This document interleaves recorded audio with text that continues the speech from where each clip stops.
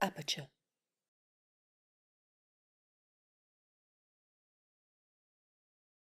Hello, everyone, and thank you for joining us tonight. My name is Denise Wolf, and I'm Senior Editor at Aperture. For those of you who are not familiar with Aperture, it was founded in 1952 by a group of artists, writers, and curators as a common ground for photography. Aperture today is a multi-platform publisher that unites the photography community in print, in person, and online. Tonight, we are thrilled to be joined by Thelma Golden, Dr. Kenneth Montague, Jamel, Shabazz, and Xaviera Simmons to celebrate the newly published book, As We Rise, Photography from the Black Atlantic. To quote Teju Cole from the book's preface, too often in the larger culture, we see images of Black people in attitudes of despair, pain, or brutal isolation. As We Rise gently refuses that. It's not that people are always in an attitude of celebration. No, that would be a reverse but corresponding falsehood, but rather that they are presented as human beings, credible, fully engaged in their world. Mark Seeley, who wrote the introduction, also describes the book as a gathering of souls. And I really think that both Teju and Mark get to the heart of the book. And I hope that tonight's panel you'll feel some of the beauty and vibe of the book as well. Tonight's discussion will be moderated by Thelma Golden, Director and Chief Curator of the Studio Museum in Harlem, the world's leading institution devoted to visual art by artists of African descent. Golden began her career as a Studio Museum intern in 1987. In 1988, she joined the Whitney Museum of Art, where she launched her influential curatorial practice. In 2000, Golden returned to the Studio Museum as Deputy Director for Exhibitions and Programs, working closely with Director Lowry Stokes Sims. She succeeded Dr. Sims as director in 2005. Under her leadership, the Studio Museum has gained increasing renown as a global leader in the exhibition of contemporary art, a center for innovative education, and a cultural anchor in the Harlem community. We're so happy she's going to be moderating this panel. For the panelists tonight, we have Dr. Kenneth Montague. He started the Wedge Collection in 1987 to acquire and exhibit art that explores Black identity. In addition to the Wedge Collection, Montague founded Wedge Curatorial Projects, a nonprofit arts organization that helps to support emerging Black artists. A Toronto-based art collector, Montague has been a member of the Art Gallery of Ontario's Board of Trustees since 2015. He has served on the African Acquisitions Committee at Tate Modern London and is an advisor to the Department of Arts of Global Africa and the Diaspora at the Art Gallery of Ontario. Jamel Shabazz, also on the panel, is best known for his iconic photographs of New York City during the 1980s. A documentary, fashion, and street photographer, he has published 10 monographs of his work and contributed to over 36 other photography books. His photographs have been exhibited worldwide, and his work is housed in the permanent collections of the Whitney Museum of Art, the Studio Museum, National Museum of African American History and Culture, and many others. He's the recipient of the 2018 Gordon Parks Foundation Award and his commitment to documentary photography. Shabazz is a member of the photo collective Kamonge. As an artist, his goal is to contribute to the preservation of world history and culture. And also Xaviera Simmons joins us tonight. She engages her sweeping practice of photography, painting, video, sound, sculpture, and installation to explore the construction of landscape, language, and complex histories in the United States and its continuing push at empire building on a global scale. Simmons's work is exhibited nationally and internationally and belongs to major museum and private collections, including the Museum of Modern Art, the Guggenheim Museum, the Agnes Gunn Art Collection, the Studio Museum, among many others. Simmons received her BFA from Bard College in 2004 after spending 2 years on a walking pilgrimage retracing the transatlantic slave trade with Buddhist monks.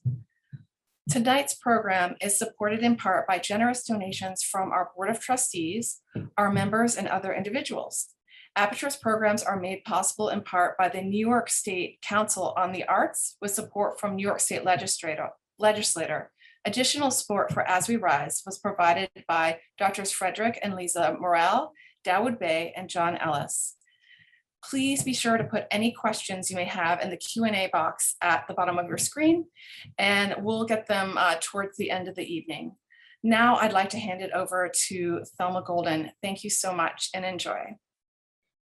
Thank you, Denise. Good evening, everyone. It's so fantastic to be here and such a wonderful occasion to celebrate this fantastic publication. I want to thank my colleagues at Aperture for making not only this incredible volume, but this wonderful opportunity to discuss it possible.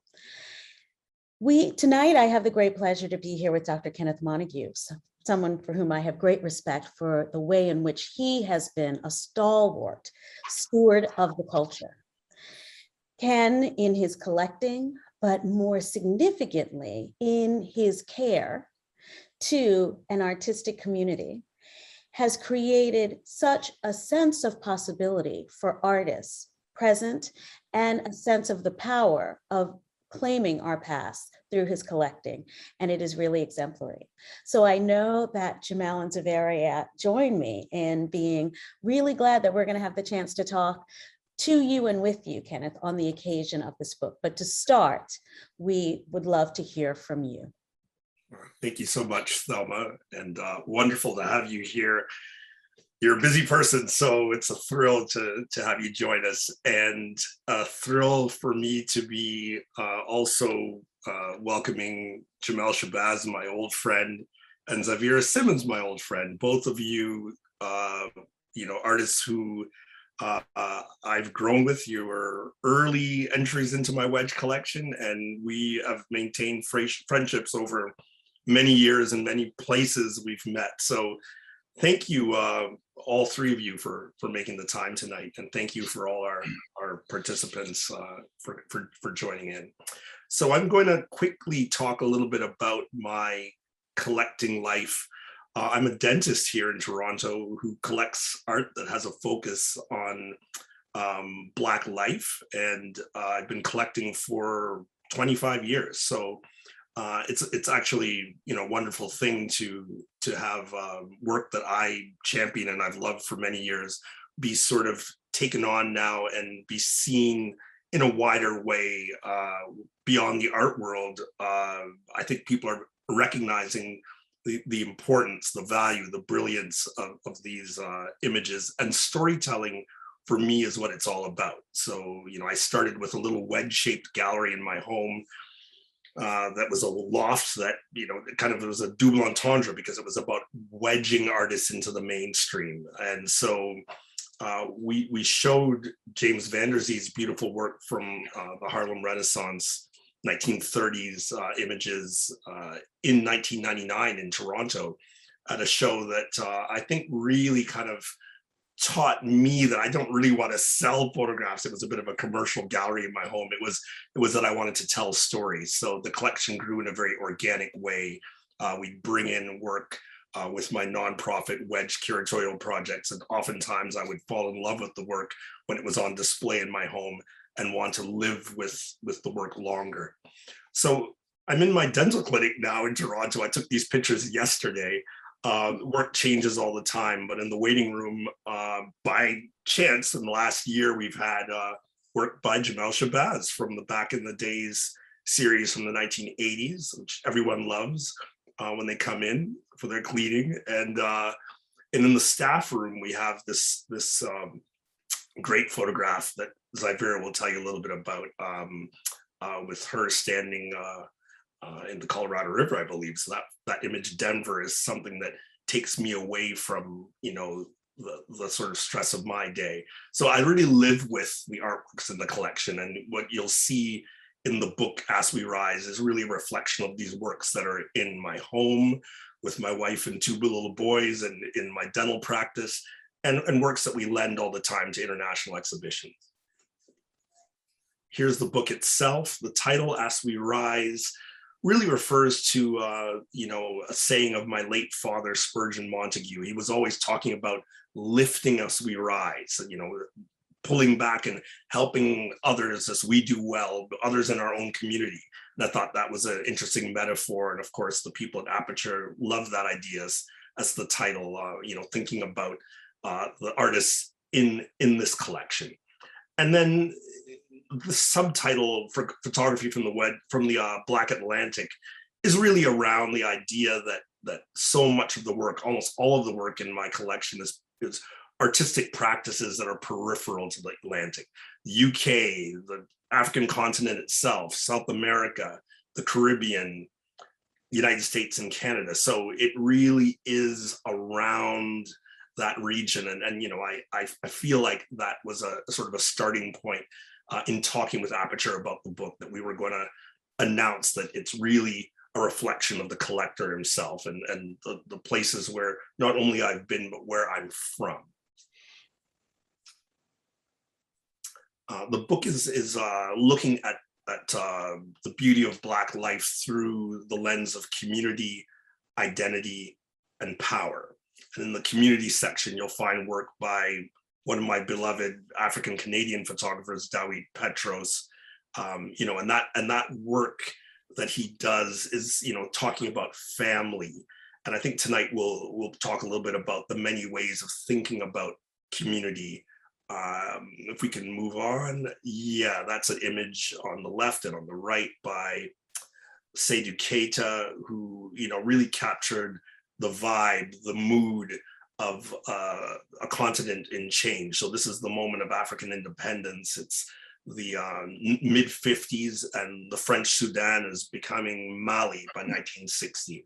And it really is about, a document of the fashion, the feeling, the excitement around change. And you see this modernism and this feeling of, traditional dress for the women, but also a new handbag or a Vespa from a cousin in Paris. And it's just a fantastic sort of juxtaposition that in a lot of ways reflects kind of the Wedge collection itself. Identity for me, I'm in my 50s. So growing up, in the 90s, when identity art was sort of coming on board, artists like Glenn Ligon and Lorna Simpson, that sort of informed me around Black identity. But collecting over the years, that idea, that definition of identity is really broadened for me. And, when one can think of, oneself and one's place in the world, but also, where are you going? It's about, Stuart Hall's ideas around being and becoming. And so, the work on the left is by Mohamed Kamara, who's a young artist from Bamako, Mali. And the work on the right is by Texas Isaiah, whose work really is, I think, reflective of maybe the moment that we're in. And I think maybe we'll talk a little bit more about how his work relates to the wider collection. The work on the left there is by Lolo Vallejo, a South African artist.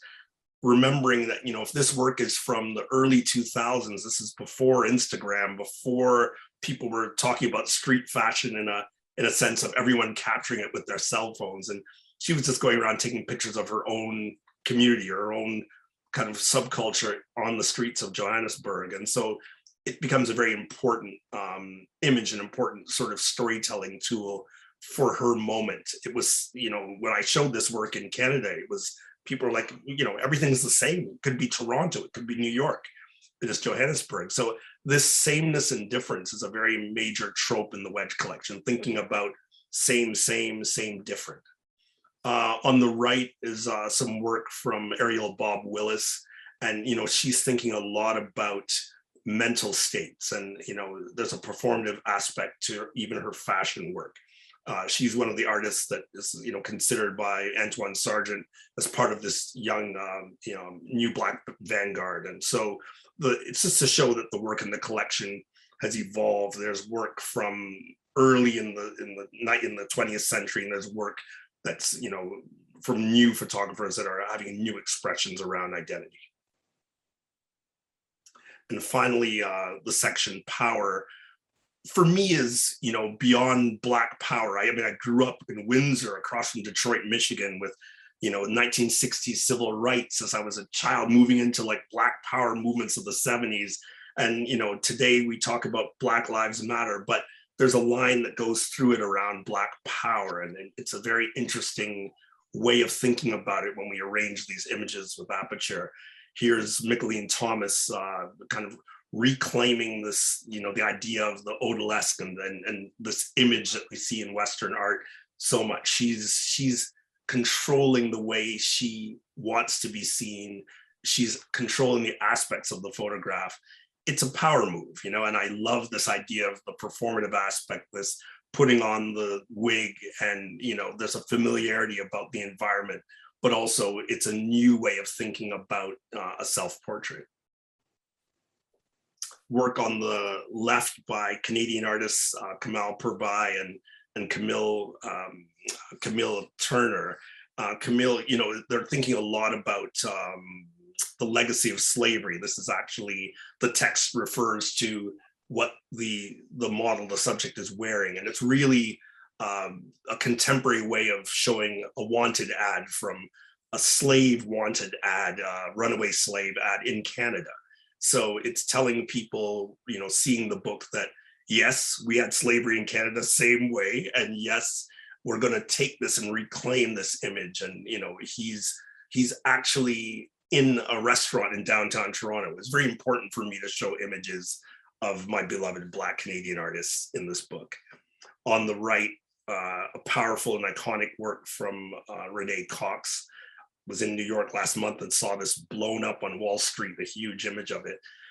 It's a famous series, Nanny of the Maroons, a Jamaican national hero, a woman who led enslaved people out of slavery and up into the Maroons, to the Maroon villages, the mountains and cockpit country in Jamaica.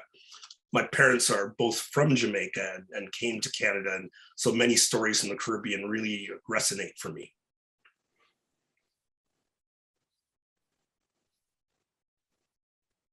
I think I'll turn things over to Jamel to talk a little bit about his work in the Wedge collection that appears in As We Rise. Thank you. Good evening, everybody. My name is Jamel Shabazz. I'm a documentary photographer. My work is all pretty much a part of my journey coming of age in Brooklyn back in the 1960s and 70s. I picked up the camera back in 1975 when I was 15 years old, and it instantly gave me a purpose in life and a voice that I never had before. So from that point on, I developed this profound love for photography in my community. And I used it in a sense, as a microphone to communicate with a lot of my peers about what was going on in life. I took a brief pause and went into the military at the age of 17. And that really created this feeling of memory. And I vowed that when I returned back to the States, I would never be without memory. If we can go back to the first slide, I really appreciate that. So I returned back to the States the summer of 1980 with this determination to document my community and learn what was going on during my absence. And to my surprise, I came onto a war where a lot of the young men who I saw coming of age were at war with each other. So I realized that I have a responsibility now to use my voice and platform to engage people. And I found that photography was that key that allowed me to speak to a lot of the young men on the street.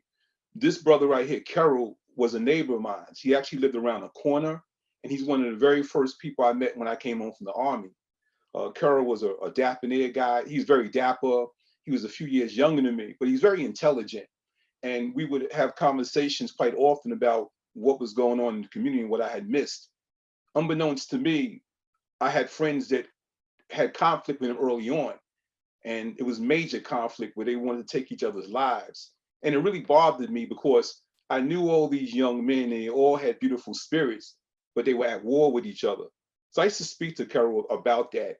And he was a really great individual with a lot of promise. And tragically, a few years later, he got murdered. What's so special about this photograph for me is that, it's one of my most iconic images.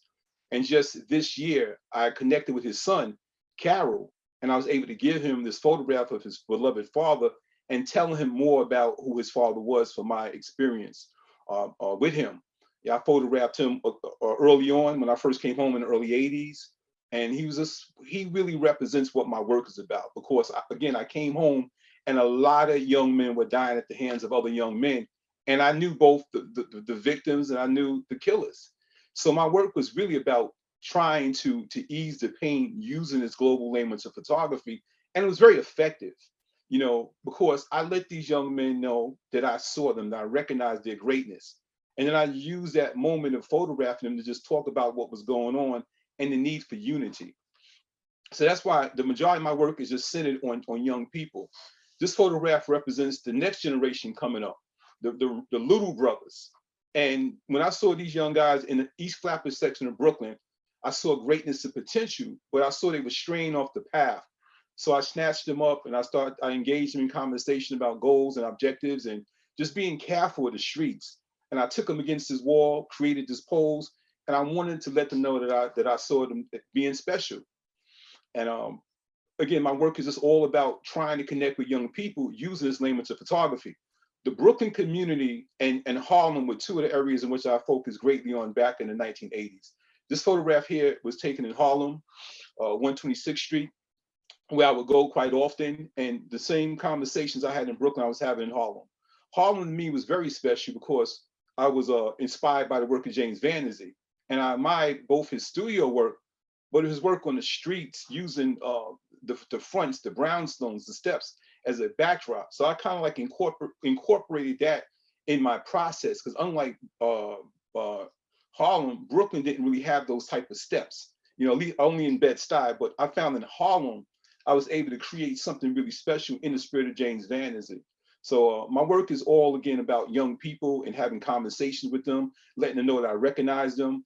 And when I think about my conversations with them, having returned back from the military, I have to always go back to that song by Marvin Gaye, What's Happening, Brother.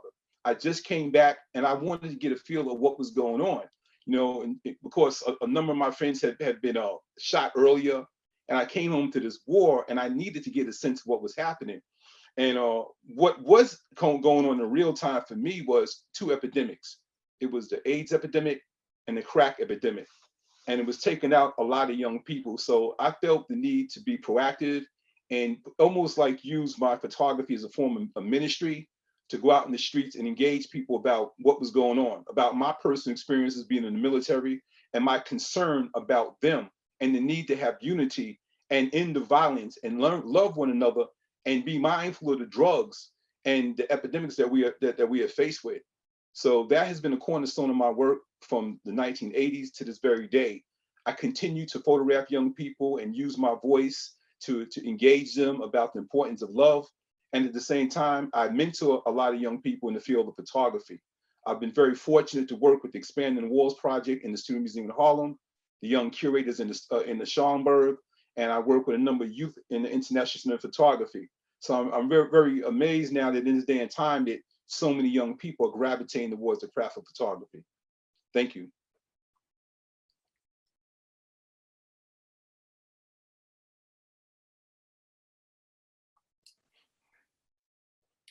Yeah, perhaps we'll move over to Xaviera. Yeah. It's really nice to be here with you all, of course. I feel so fortunate. We're in the house of Montague, but we're also in the house of Shabazz, Golden, and Van Der Zee.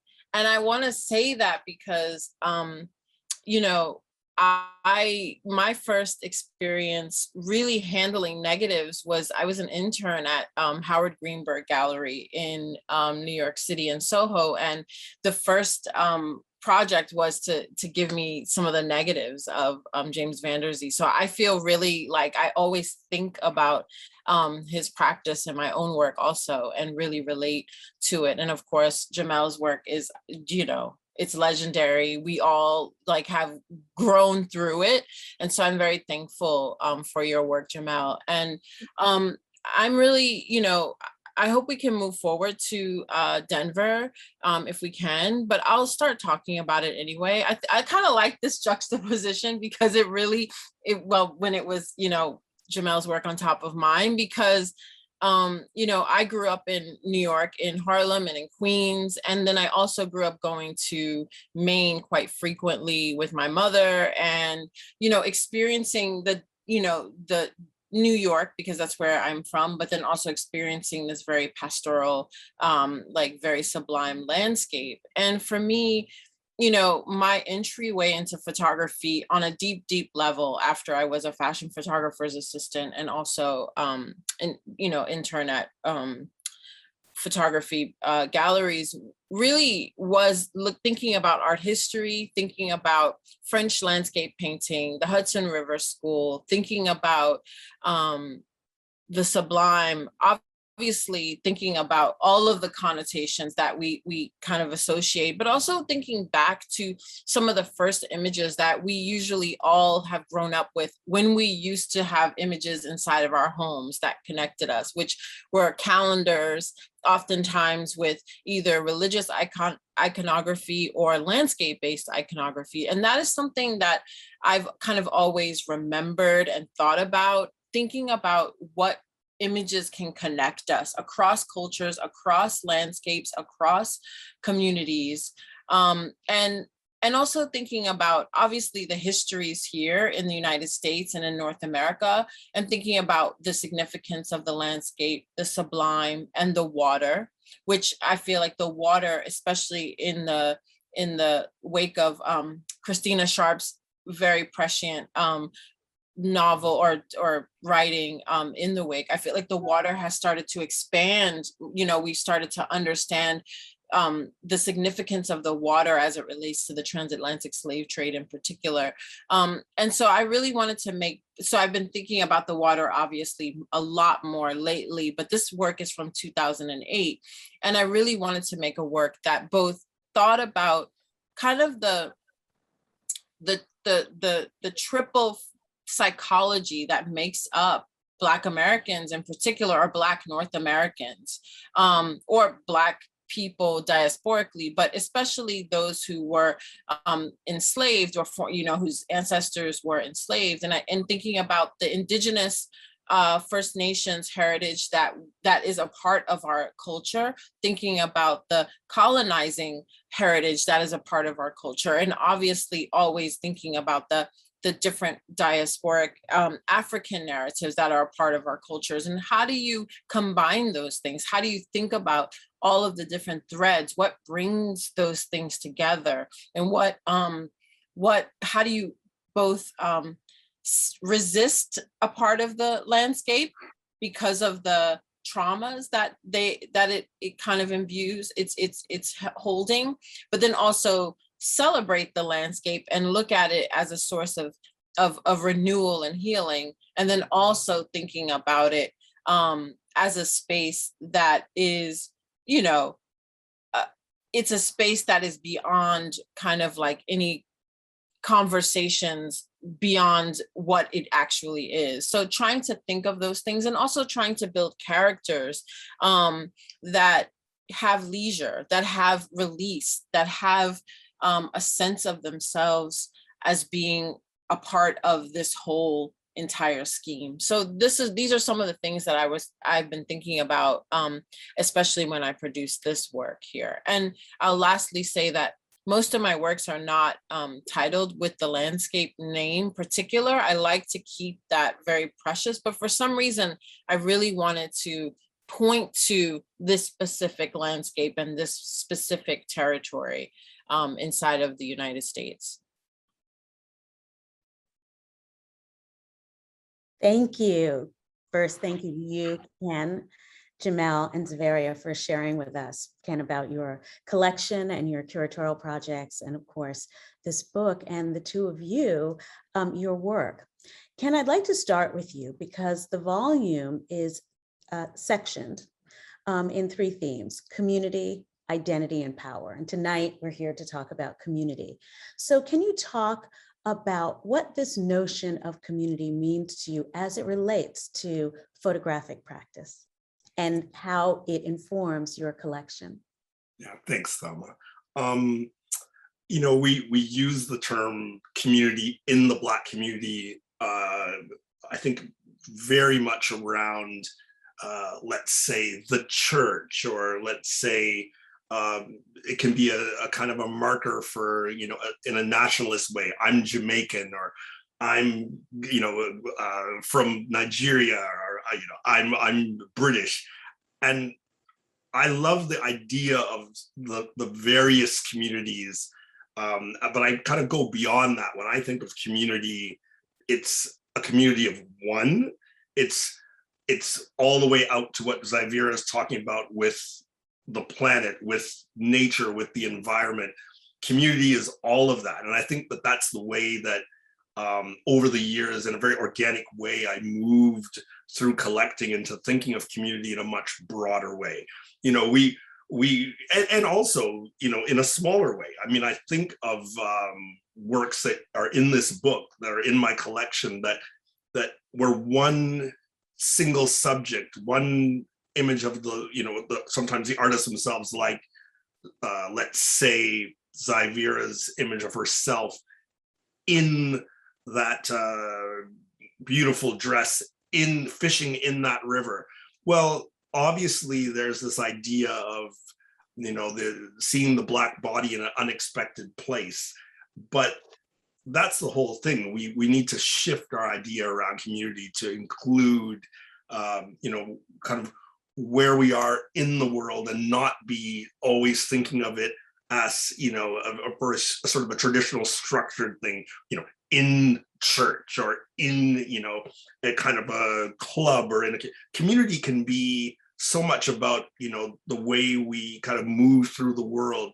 Community is a fluid idea for me. So I think that, you know, it may not be the answer you were looking for, Thelma, but I feel like my mind has expanded over, you know, the many years of collecting to think of community in a very fluid way. And I remember presenting this to Aperture, and I think if you look through that first section of the book, the varied images take you through, you know, traditional ideas around community, and then, you know, move out to include ideas that I think are more, let's say, you know, inclusive of the planet itself. And I think we are moving toward that, whether we want to or not. We're moving past.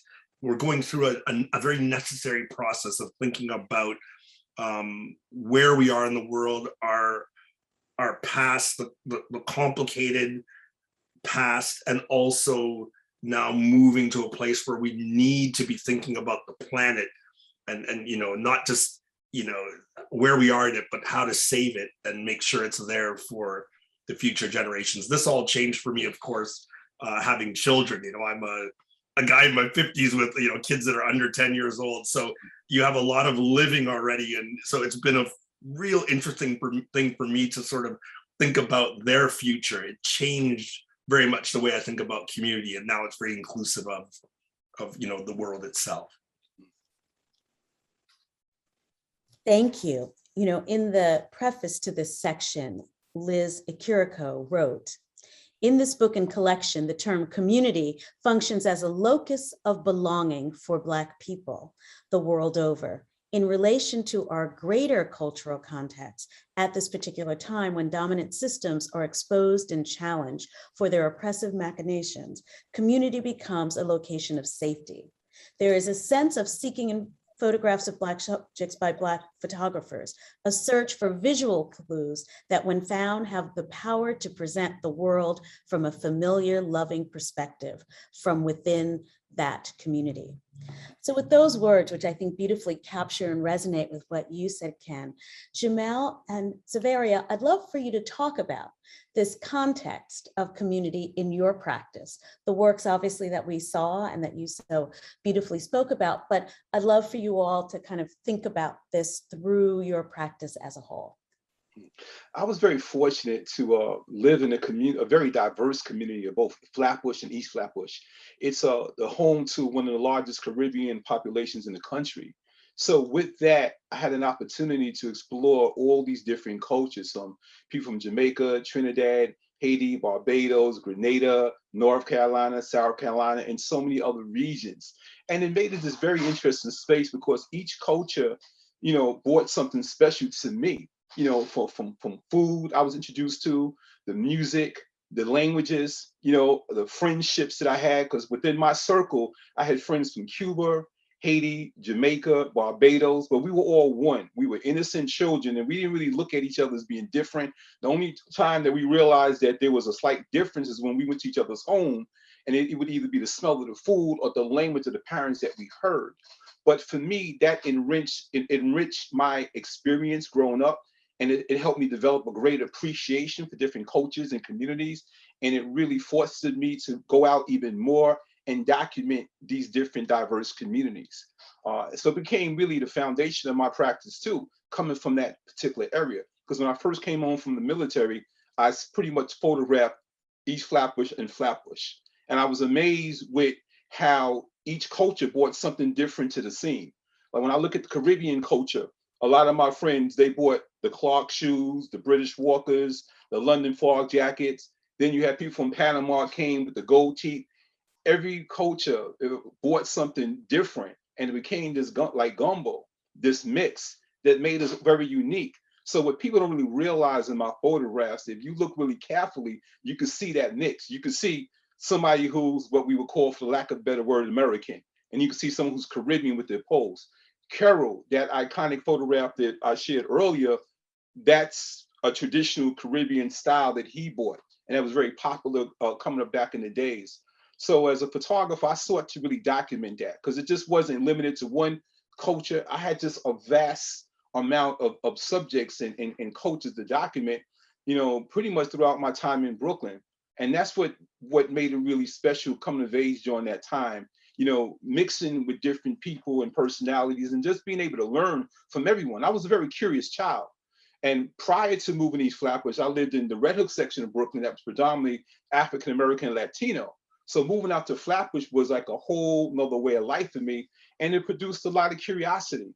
And through my friendships that I established, I was able to gain the wealth of knowledge. And as time progressed, I was able to travel to many of those island nations and countries in which they came from to further enhance my understanding of the existence. So my overall body of work represents a wide range of cultures. And I take great pride in that. It's not just limited to one particular community, but so many communities are represented in the work that I do. And I love what you said, Jamel. Become very, I want to go backwards a little, or I want to go present to backwards. I've become very malleable to community these days. Like I think being an artist and also practicing pretty intensely, working in a lot of different mediums. I mean, of course, photography, which is like my heartbeat, and then branching out. It's made me kind of have to enlarge and change the idea of community because the practices all have different languages, right? So I have to communicate with, installers at museums, with museum directors, with collectors. Then it becomes communities of funders who, collect the work. And then it becomes about the people that I engage who help me make my work. And then it becomes about the assistants that I work with. And so then I have to think about that community as something that I have to continue to nourish, right?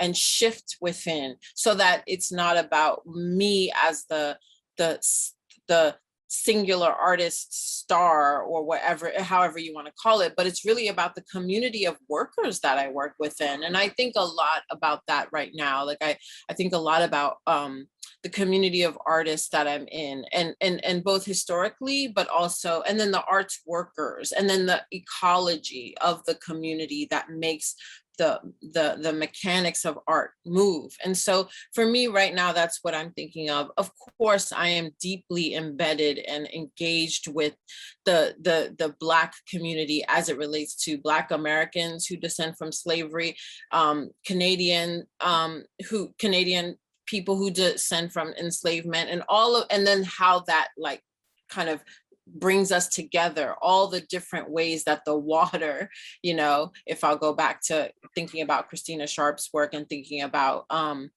Denver, the photograph that we have, thinking about how the water connects us. And actually, the water really was the sword that kind of made us, and so I'm still actually unraveling that idea of community, that fact. Like I'm still having to breathe and refer to other artists and other thinkers and writers on like what it means to be made into a community. And we are literally a community. We understand each other in a specific way because of the histories that we have here through the waters, you know. And then of course there's different other communities that I feel very much invested in. My personal friend life community that supports me to make work and also to live a fulfilling life, and the collectors and all of the things that all of the people really do become part of your community. And I just want to say it's testament to that, because even in this group of people here, you know, Dr. Montague, like, you know, we've been in community for a long time. Thelma has like formed pretty much this community. You know, Jamel and I have actually taught at the Studio Museum together, and he's influenced my work, of course. Like, so in that way, it's like, this is a community, we keep pulling for each other.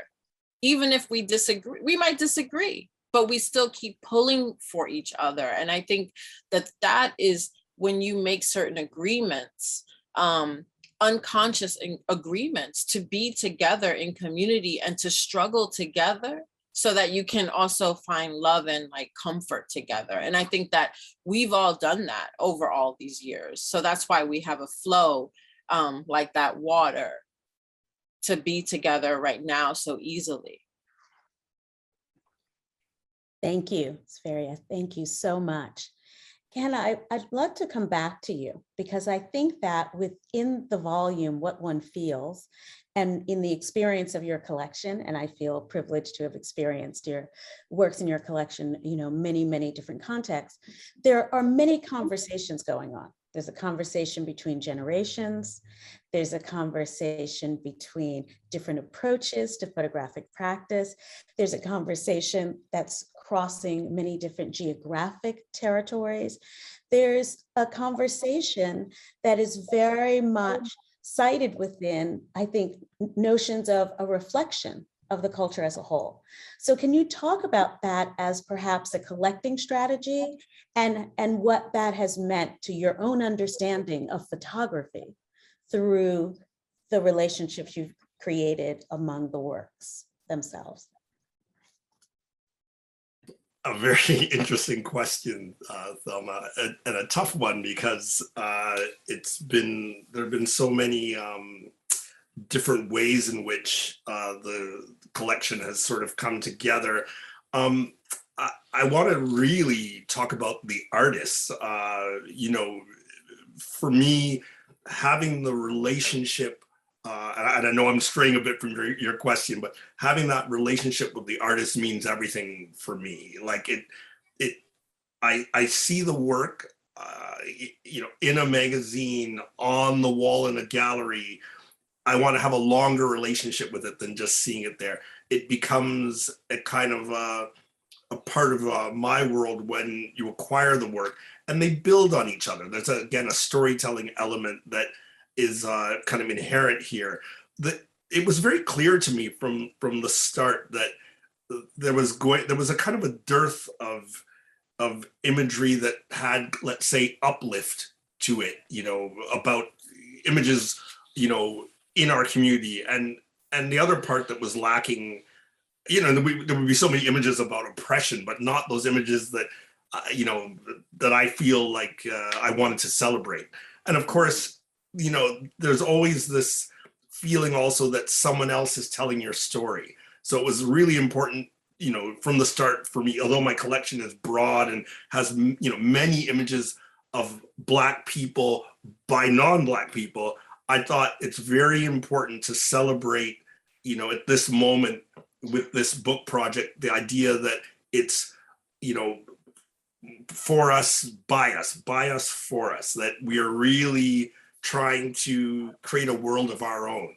And so, you know, community is you know, a kind of an interesting kind of lens to look through, but it really, for me, is about a lifelong journey where I feel that I'm kind of getting back what I give, and that the artists are enriching my life, with their kind of individual tales. It's funny, if you just put 5 or 6 of these pictures together, there would be this wild sort of diversity. But and I think Teju Cole talks about this in his beautiful preface, but when they're together with so many, more is more, it really becomes this idea of an album, like a photo album. He talks about it like a musical album.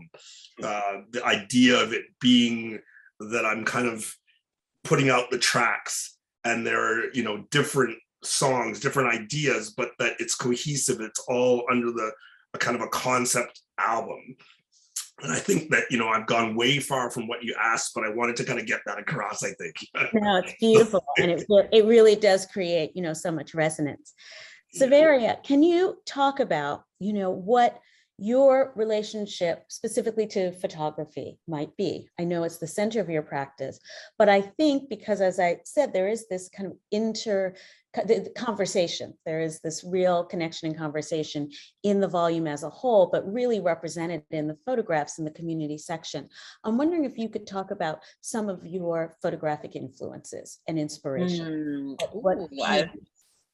I love that. Oh, wow. I mean, I think in terms of people, so I'm gonna, in terms of people, I mean, I would say I'm influenced by all our favorites. Like, of course, I'm influenced by Lorna, right? Because Lorna Simpson, I mean, I remember being a student and being so shy just to see her. I saw her lecture and I was so inspired by the lecture, and then, seeing her presence herself and knowing that she, had committed to thinking through photography and its histories, and thinking about how, because photography was used for so long, especially on our bodies in such a particular way. And so to have someone take this tool, which is very like heavy, it's mechanical, it's a lot of chemicals, to take that and like turn that into these like beautiful pivots of like intellectual discovery and like malleable kind of like forms is something that, really inspired me. Of course, Carrie Mae Weems really, inspired me beyond. I can say that my father gave me my first camera, but he didn't give me any film. So I always try to say that. So I would say that was probably when I was about 8, right? He didn't give me the film though, right? So I always had this like longing for photography from a young age because I had the mechanism, but I didn't know how to use it. And so many of the photographers that we all love, kind of visually taught me, Renee Cox, I mean, really taught me about photography through their works. And then, art historically, just today I was thinking a lot about, I mean, obviously Jamel, that, but I've said that like beyond. I was thinking a lot about August Saunders' practice, who was one of my favorite photographers. I studied with Stephen Shore and Anmi Lee. So these are, Anmi really is the person who influenced me to study acting, because she said to me when I was studying with her, she said, your characters are not believable. And that really, I mean, I remember her saying that. I would never forget her saying that to me in the classroom. And it really influenced me because I was like, wait, how do I make these characters believable? What do I need to do to make these characters believable? And I actually went on a few of her photographic kind of excursions for the body of work she was making about the Vietnam War in the United States. And then I would realize like, oh, I need to understand how to work with emotions, how to tap into emotions in order to build characters for especially the work that we spoke about. And then lastly, I'll say, I was looking at Noah Davis's collection of photography, and I think that is a phenomenal collection of images that he collected to inspire his paintings. And oh God, there's so many beautiful, gorgeous photographers. Lastly, I'll just say I love artists, painters whose photographs, whose photography practice is just as rigorous, even though you don't usually see their photography practice, you mostly see their painting practice. So I think that those are some of the greatest hits. Folks like Barkley Hendricks. Yeah. Barkley Hendricks, and a phenomenal Great photographer, right? And Dawit, phenomenal photographer. I mean, and wielding this, I mean, I work with 4x5 cameras, so wielding that machine, it's a machine, you know what I mean? It's a machine. Mm-hmm. Thank you. Jamel, you spoke so beautifully about your coming back to New York after being in the military and using a camera as a way to connect. And what your photographs do for us is they really document not just moments, but the way in which those moments were lived. You know, when I see your photographs, while I wasn't present when you took them, they resonate for me. They have this great familiarity to the sort of world that was around me at that time. So can you talk about, you know, you've taken thousands of photographs. Earlier, you were talking about your archive and going back to your archive and this idea of all of the subjects, all of the people that you've engaged. Can you talk about what you hope is the sort of legacy of this body of work? What do you hope it will tell the future? That's a great question. As in my bio, it's mentioned that I want to contribute to the preservation of world history. And that's something that I feel is my duty at this particular stage in my life. I've been given this divine gift of vision, and I feel with it comes responsibility. So I felt that there's always been a void I felt in my particular community when I looked through photography books, or when I did see images that came from my community were always somewhat negative. So I felt that I have a responsibility to document the joy, the beauty, the love, the compassion that exists, and not only capture it for myself, a part of my visual diary, but I felt it's necessary that I show these images around the world. I was greatly inspired by W.E.D. Du Bois with his Negro exhibition and what it represented, the idea of showing positive images in Paris to help break down these negative stereotypes. So I'm very blessed now in this particular stage of my life, and really during the past 20 years to have had an opportunity to exhibit my world or my work throughout the world. And I'm astonished with the fact that people can appreciate it and learn from it and see a counter narrative to what they've been seeing. So what I'm striving to do now at this particular stage in my life is make sure that my work and my community is represented in institutions, both educational institutions and museums around the world, because I feel that they have a place. But just as important, having this platform of social media, I feel that the work belongs to the people. And what I work to do each day is share certain images on my social media feeds, because I want people to see photographs of that time period. I want to reconnect with people I photographed. And to my surprise, the ones who are really reaping the greatest rewards behind my work are the children who are coming to me now saying, that photograph you posted yesterday, that's my father who's no longer here. Or that's my mother and father, and they are married. They've been married for 40 years. So that brings me great joy to be able to present this work now to a larger audience through social media. And now I'm in a position to touch thousands of people each day by simply posting a photograph. And what warms my heart is when someone writes me and say that your image brings me joy. It made my heart smile. So I'm very happy with having the platform of both Facebook and Instagram, because now I have this great space where I could share it to the universe and get feedback in real time and touch people's hearts and souls. So it is my hope that my legacy would be one that tried to use his voice, his vision, to add on, to continue the legacy of Gordon Parks and Vanity and Leonard Freed and so many others that came before me. I want to hold on to that baton and not only make my contributions, but I want to inspire the next generation to understand the importance of documenting their community for the next generation to come. Thank you. Ken, before we transition to the Q&A, I wonder if you might tell us all that, what you are thinking about for the future of the collection. This volume so beautifully documents your collecting journey and the way in which you dug so deep, but also sort of traveled the world broadly to create this collection. Just give us some hint of what perhaps might be next. Oh, thank you, Thelma. Well, I'm going to say that many years ago, I'm sure you recall, you told me probably 20 years ago, introducing me to someone at an opening at the Studio Museum, saying, this is Kenneth Montague, he's a collector from Canada, and then, we had a little chat where I was really taking on this idea, I am a collector. It was such an organic thing. I hadn't thought of myself that way. And I remember you saying to me, Ken, you're bringing all these great artists from around the diaspora, Van der Zee, and you're bringing Malik Sidibe and bringing these artists into Toronto, which is great.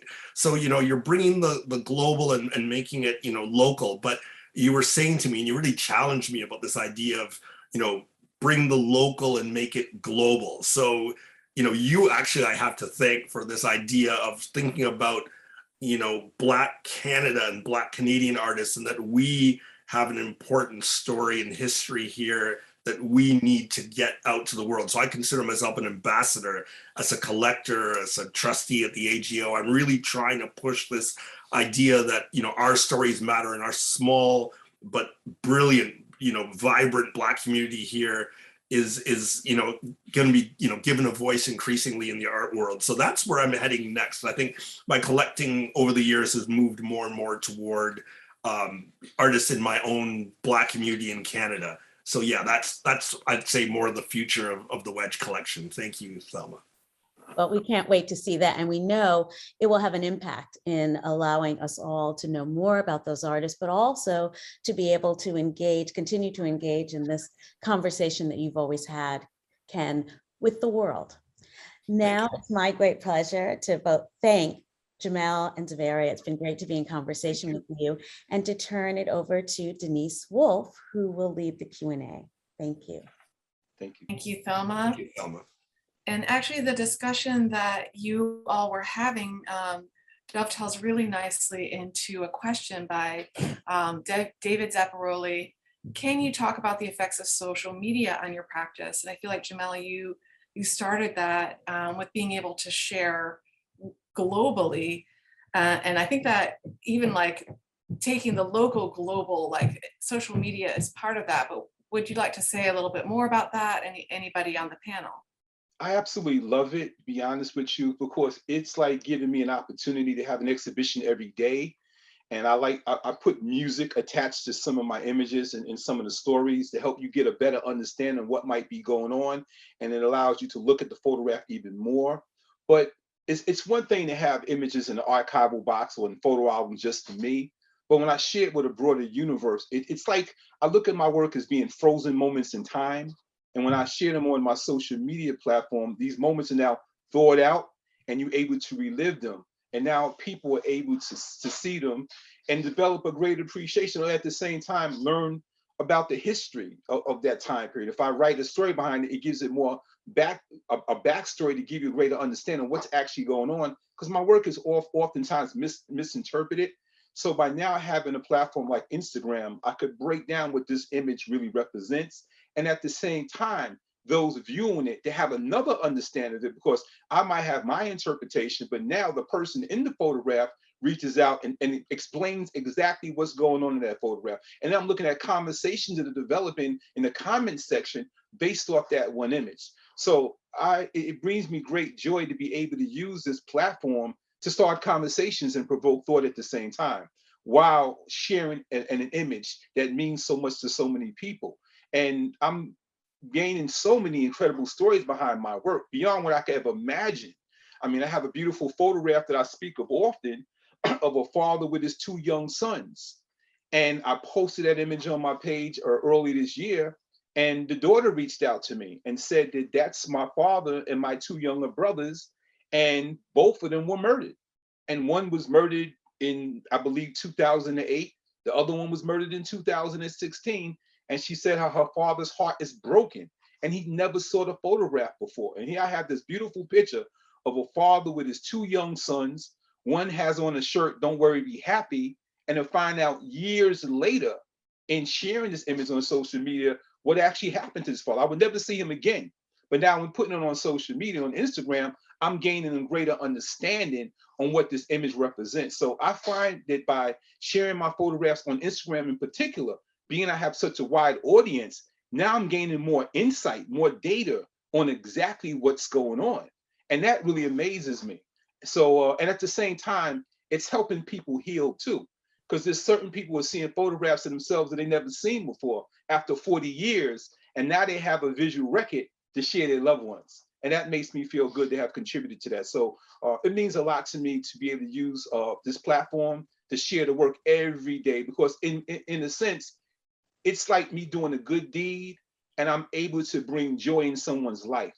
So at the convenience of my own home, I could post the image and I could have somebody from Australia write me and say that I woke up today and saw this photograph and it really made me feel good. It started my day. And that makes me feel like I'm doing something greater. So I would never have imagined that photography would take me to this particular stage in my life where I could use this wonderful platform to communicate with people around the globe in real time. I need to cut in for a moment and say to you, Jamel, that the person who asked the question, David Zapparoli Ofori, is a friend and an artist in the Wedge Collection who does a lot of work in the Black community in Toronto over many years, documenting, sharing, doing workshops, echoing a lot of the work that you do and you've done in New York. So thank you so much, David, for asking that question. You know, David's work will be in our next book with Black Canadian artists. You know, look out for his work. Okay, thank you for that. Denise, anything else? Any other questions? I just wondered if anyone else wanted to weigh in on social media. Well, first of all, Dr. Montague, I have a surprise for you in December, but I'm not going to say any more. Just remember what you said about what you wanted, because I got a surprise for you. You'll remember. Social, I won't go on. I mean, I have a totally different relationship than Jamel. I think I use social media actually to think through things that happen. So I don't use it. I used to post my work actually quite often. And then I got to this point where I realized for me, especially because I play character in the photography work, especially, but in general, in my practice, I didn't want to keep multiplying myself. Right? Especially because I do play characters inside of the work. So it's like, how many times can you see me? You literally I'm me, and then I'm a social media me, and then I'm a character inside of it, and then I'm writing about it. And that was a few years ago. And I realized, like, you know what?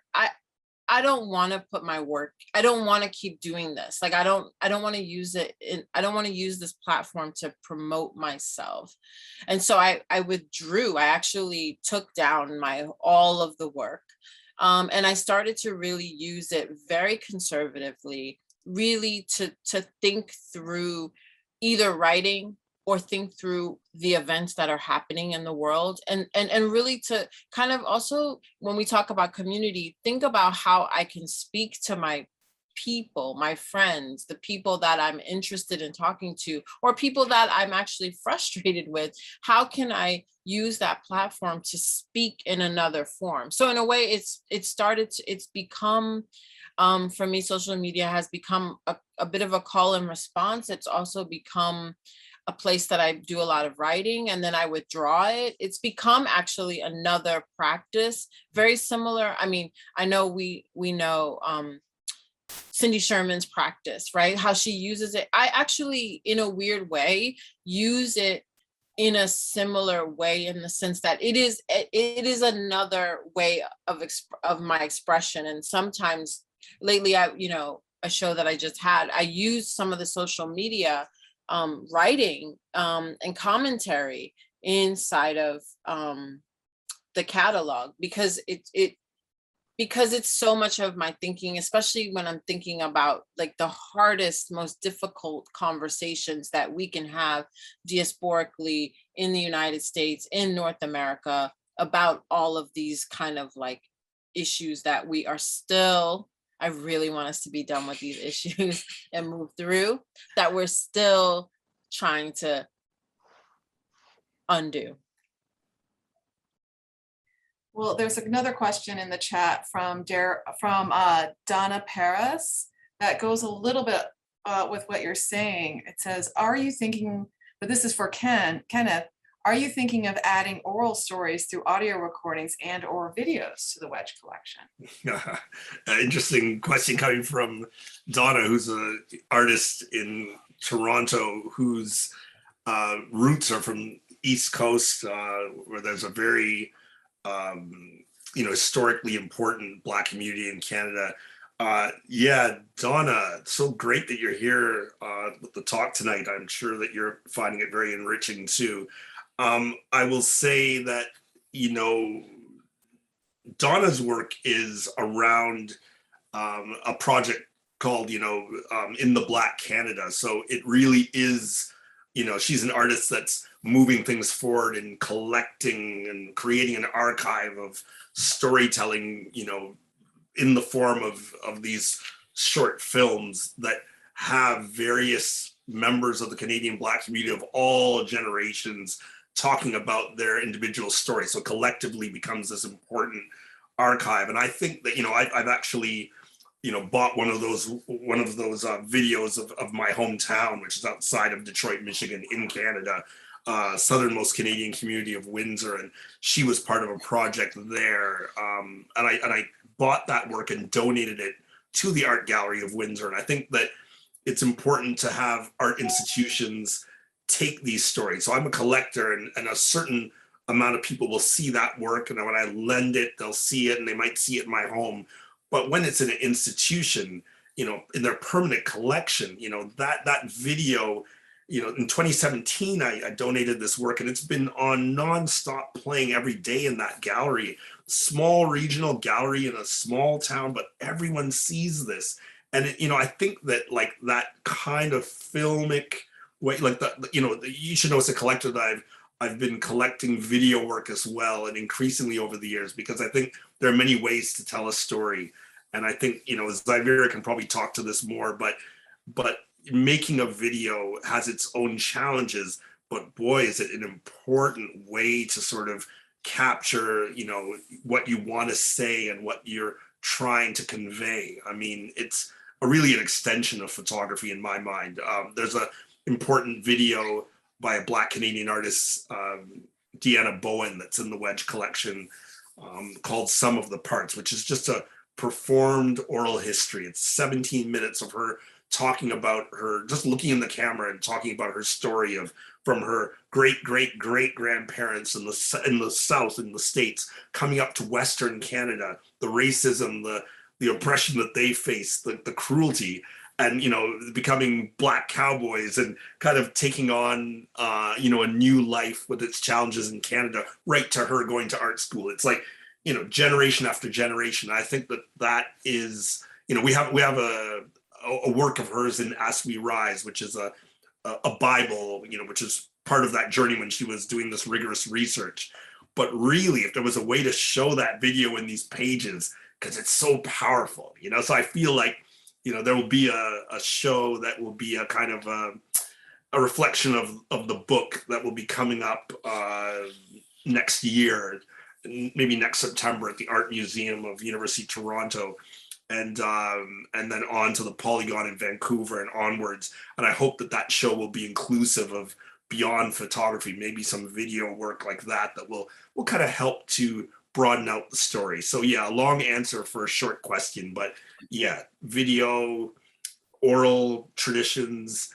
There are many ways of telling the story, especially in a vibrant community like our own, where that oral tradition is so strong too. There's another good question here from Daryl Terrell. How have you experienced community in your travels, and how has it affected your photographic and art practice? For me, one of the greatest journeys I had in my life as a photographer and experience a world community is when I had an opportunity to travel to South Korea in 2008 for international b-boy competition, where b-boys from around the world gathered in Suwon, Korea to battle on the dance floor. And I found that very interesting because all of these men were pretty much men of military age.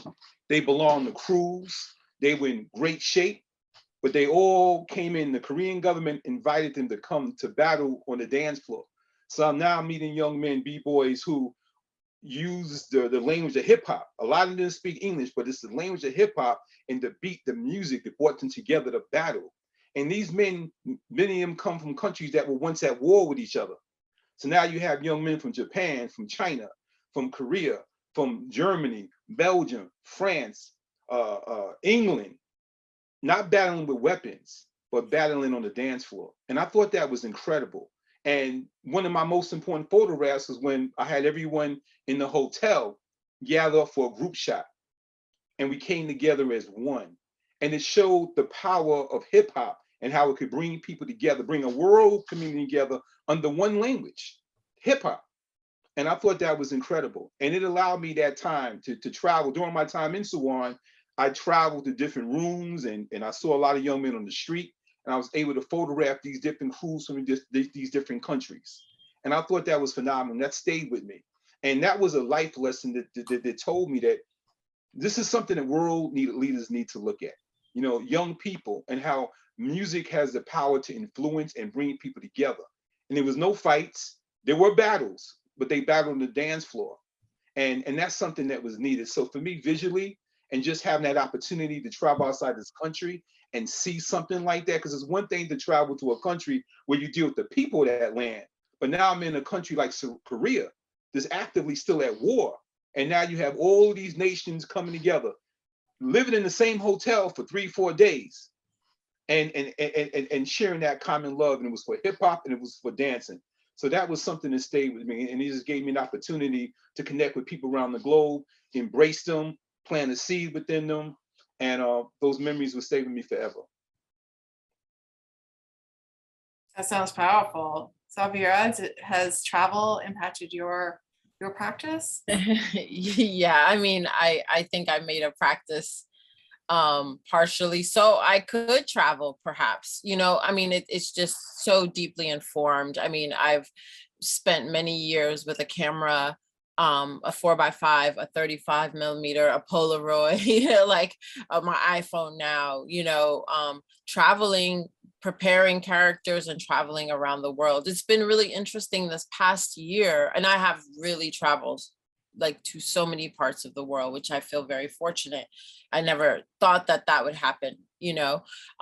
It's been interesting though during the pandemic and where, you know, I was traveling probably every other day sometimes. I was teaching at Harvard. I was, you know, my studio is in upstate New York. I live in the city. I had shows all over. And I was in Canada, I was in Winnipeg, I was here, I was all these different places in Europe. And, you know, then obviously the pandemic happened and travel ceased, you know, and I was just traveling, you know, in New York and upstate. And then I started to drive, you know, down south and things like that. And I've been really interested in the local, going back to, you know, Thelma and Dr. Montague's conversation about the local. You know, I've been really interested in the local more and more and thinking about, you know, traveling in my surrounding area, you know, and looking at what it, you know, looking at this city that I still live in. I grew up here in New York and, you know, I haven't photographed so intensely here. So thinking about what I can make here, you know, what I can think about. So, you know, travel is always there, but there's also something about, you know, which Jamel like literally tells us and shows us, like, look here, right here, you've traveled the world, you know. And I think that it's really important to remember that. And it's something that I always have to remind myself when I get this wanderlust to go elsewhere. It's like, no, I'm good here. I can make things here. I can think through and use photography to communicate from the environment that I am in right now. Well, even though there are still some good questions in the chat, We are getting close to the end of the evening, and I just wanted to thank each of you because it's been such a pleasure not only working on this book with Kenneth and his crew and helping to put that together, but to hear it come alive tonight with all of you discussing it has been really special. So thank you so much for joining us tonight and having this talk for the public. Thank you, Denise. And the Toronto team is there. I see the names. I see Maria Candelopoulos, Emily Croning, Liz Ikiriko. Love to you all. You know, Denise, you, Lana Swindle, the book is as much yours as mine. We all did it together. So thank you to all. I hope it brings together these kind of conversations and community around it. Like that is the dream. And I appreciate all of the work that you have done, Ken. You know, it was you that brought me to Toronto for the first time. And through that experience, I developed a really strong friendship with so many people. I salute Aperture for all the hard work that you've been doing over the many, many years. It's Aperture magazine that really helped me develop my craft in photography early on. And I'm very grateful for the Student Museum in Harlem, you know, for providing a space that allowed me to see very important exhibitions that have informed my career. So I thank each and every one of you for your contributions for this time. And hopefully we'll have another opportunity to have conversations again. Ashe. And also look out, the Canada crew, look out in December, because we got something coming special for you. I'll leave it to Dr. Montague to filter the news. Yeah, you know, we're gonna have to tune back in to find out what the surprise is. I'm not telling anybody. You're killing us, man. Come on. I know it's Canada crew. That's all I'm gonna say. All right. I'm ready. All right. Nothing but love out there. It's so good to see you again too. Yeah, love you, Jamel. Love Much you, Xaviera. love you, Denise. Thank you, guys. Love Good you, night, everybody. everyone. Continued success. All right. Bye. Big love. Okay.